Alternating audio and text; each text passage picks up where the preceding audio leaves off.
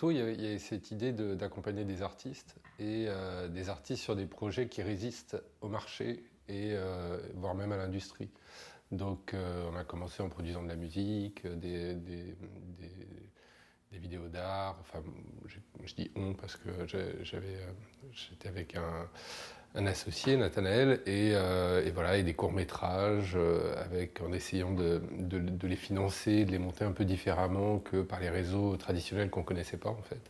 Voilà, et tout ça m'a amené doucement au long métrage.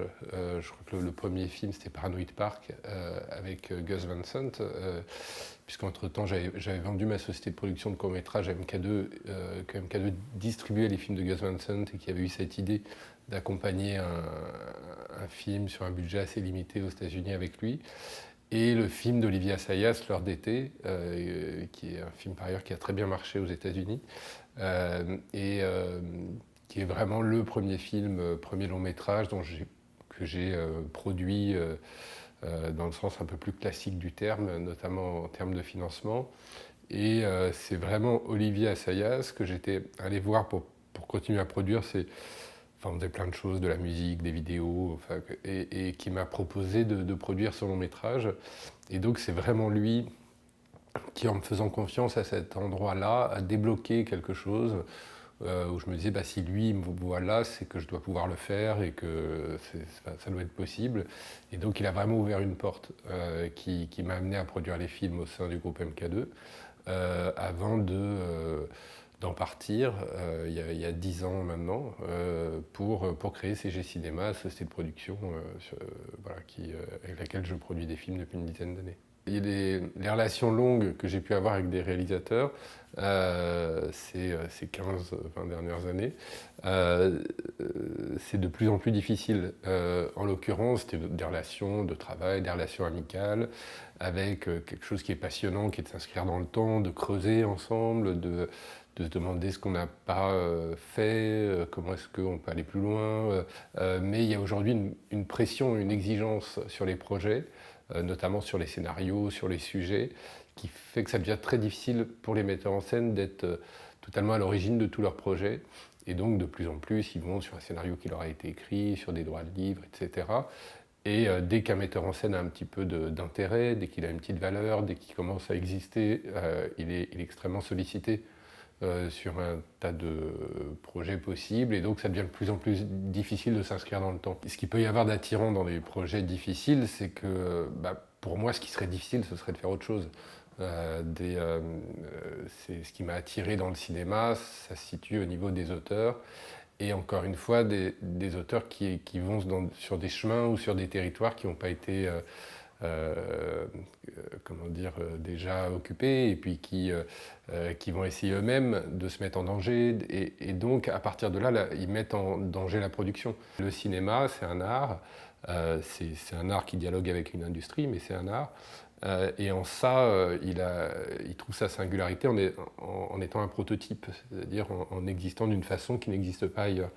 Et donc à chaque fois qu'on est à cet endroit-là, on lutte contre les principes mêmes du commerce, qui sont de répéter les choses qui marchent, d'être dans la standardisation, de faire ce qui est attendu, de toucher le plus grand nombre, etc. Les films du Losange, c'est d'une part un catalogue de plus de 300 films avec des auteurs qui me sont très chers, comme Eric Romer, comme Jacques Rivette, Michael Haneke, Lars von Trier et d'autres. C'est aussi une histoire très forte, hein. C'est une société qui a 60 ans l'année prochaine, et à la base, il y a un jeune producteur de 20 ans Barbet Schroeder, qui va produire le court-métrage d'un critique qui a 42-43 ans, Eric Romer, et c'est une histoire très humaine comme ça, qui est une des deux jambes de la nouvelle vague qui va s'inscrire dans cette société. Et j'avais envie, dans la même idée que d'accompagner, de protéger, c'est un peu paternaliste, mais d'accompagner et de défendre quand même un artiste, il y avait l'idée d'accompagner et de défendre tous ces films pour les faire connaître, les montrer, parce que défendre des œuvres, c'est les montrer, c'est en faire parler. Et puis il y a une raison qui est plus business. D'une part, la diffusion est devenue vraiment le nerf de la guerre, puisque l'arrivée des plateformes, la fragilisation des salles, etc., font qu'il faut pouvoir, quand on produit un film, s'assurer qu'il sera montré, qu'il sera diffusé, qu'il sera accompagné. Et je pense que vraiment la diffusion est devenue le nerf de la guerre aujourd'hui sur les films. Donc de maîtriser cet organe de diffusion.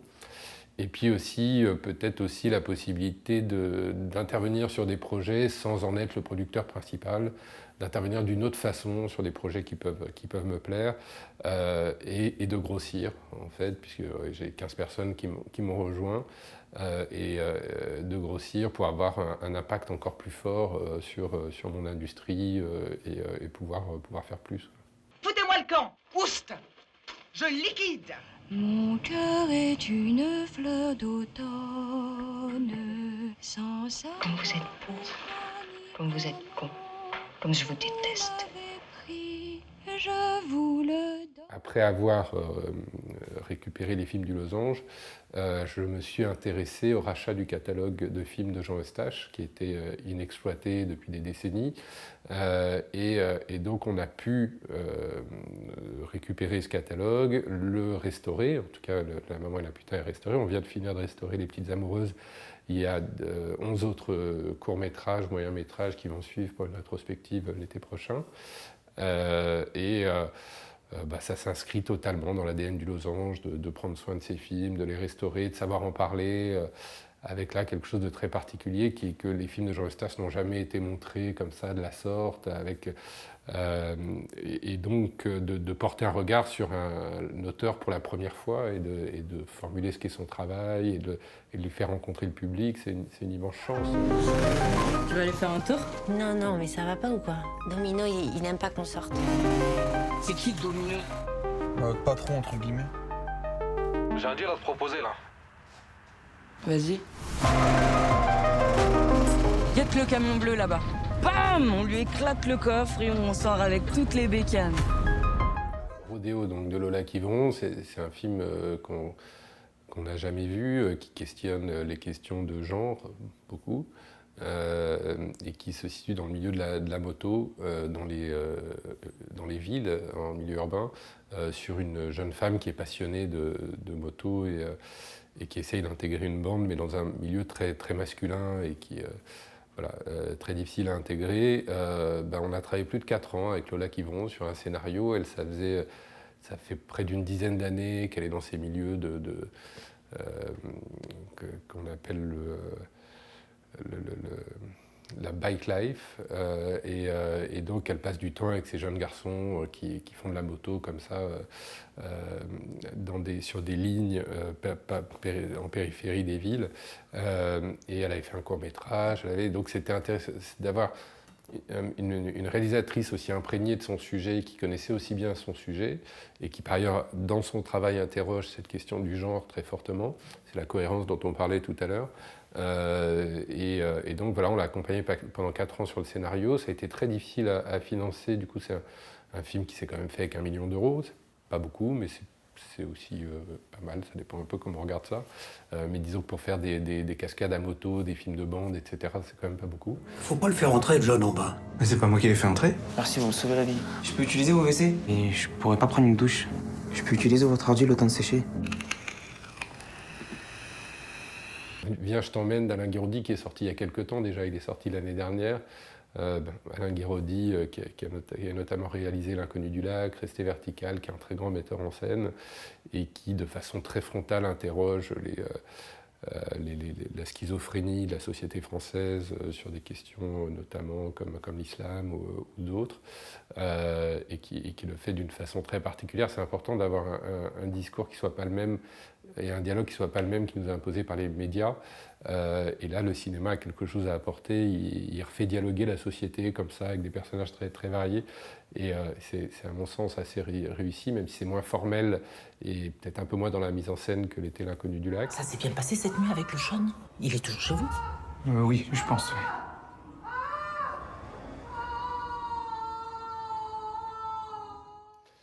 Ce qui est fabuleux avec le cinéma, c'est de pouvoir voyager, en fait, de pouvoir aller faire des films ailleurs et dans d'autres pays. Le cinéma fait voyager, donc soit aux États-Unis, en Asie ou ailleurs. Mais c'est vrai que j'ai pas mal travaillé aux États-Unis. Le premier film dont je vous ai parlé, Paranoid Park, qui s'était tourné à Portland, qui était totalement américain, mais qui était déjà une première rencontre avec ce fonctionnement quand même très différent du fonctionnement français et européen, qu'est la production de films aux États-Unis. C'est une industrie qui fonctionne vraiment pas du tout de la même manière. Je pense qu'on met du temps à l'appréhender, quelle que soit la qualité des partenaires sur place. Il y a cette nécessité d'appréhender le fonctionnement de l'industrie américaine et ça prend beaucoup de temps. À partir du moment, les États-Unis et la France ont créé le cinéma en même temps, il y a plus d'un siècle, et donc de continuer à faire dialoguer ces deux industries, ces deux pays, ces deux familles d'auteurs, c'est vrai que forcément, il y a une attirance pour ça quand on s'intéresse au cinéma. Donc, il y a une tradition comme ça de producteurs français, de financiers français qui ont accompagné des grandes œuvres américaines et vice-versa. Et c'est un dialogue assez passionnant, au-delà du fait que moi, mon travail, c'est simplement de rendre possible ce que les auteurs veulent accomplir et que ce dialogue dont je parle, qui a plus d'un siècle, il attire de façon très évidente les artistes et les réalisateurs. Et donc, j'essaie d'être une passerelle autant que possible.